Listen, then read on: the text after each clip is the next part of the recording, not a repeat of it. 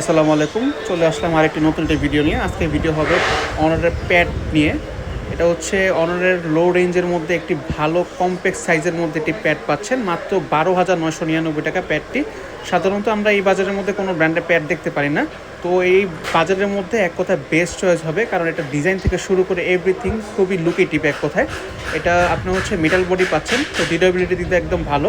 Display size হচ্ছে 8.7 ইঞ্চের, একটি 90 হাজার রিফ্রেশের ডিসপ্লে। তো এটার মধ্যে পাচ্ছেন 4 GB র্যাম, 64 GB স্টোরেজ পাচ্ছেন, 1000 GB পর্যন্ত মেমোরি কার্ডের স্লট দেওয়া আছে এটার মধ্যে।